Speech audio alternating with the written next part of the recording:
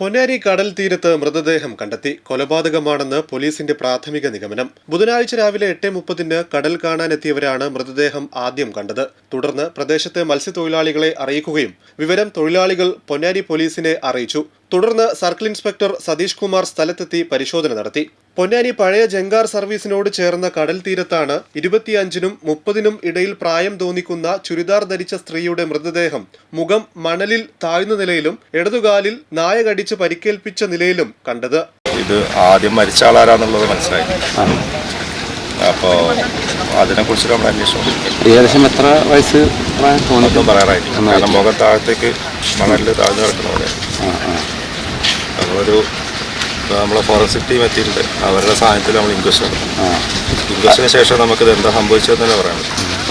കൊലപാതകം ആ രീതിയിൽ തന്നെയാണോ അറിയില്ല. നമുക്ക് കൊലപാതകമാണോ അത് വേറെ എന്താണോ എന്നുള്ളത് പ്രത്യക്ഷത്തിൽ കണ്ടു കഴിഞ്ഞാൽ നിങ്ങൾക്കൊക്കെ തോന്നുന്ന പോലെ തന്നെയാണ് നമുക്ക് തോന്നുന്നത്. എന്താണെന്നുള്ളത് ഇനിയിപ്പോൾ ഇൻക്വസ്റ്റും പിന്നെ പോസ്റ്റ്മോർട്ടം കഴിഞ്ഞ ശേഷം നമുക്ക് മരിച്ചതാരാന്നുള്ളത് നമുക്ക് മനസ്സിലായില്ല.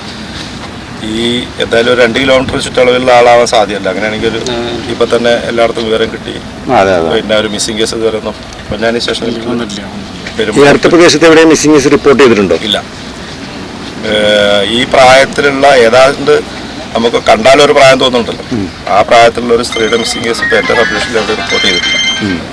അപ്പോൾ അതാരാണ്, പുറത്തുനിന്ന് വന്ന ആരാണെങ്കിലാണോ മലയാളി പറയാറായില്ല. ഡിവൈഎസ്പി സിദ്ദീഖിന്റെ നേതൃത്വത്തിലുള്ള പോലീസ് സംഘം അന്വേഷണം ആരംഭിച്ചു. മലപ്പുറത്ത് നിന്ന് വിരലടയാള വിദഗ്ധരും ഡോഗ് സ്ക്വാഡും ഫോറൻസിക് വിഭാഗവും സംഭവസ്ഥലത്ത് പരിശോധന നടത്തുന്നുണ്ട്.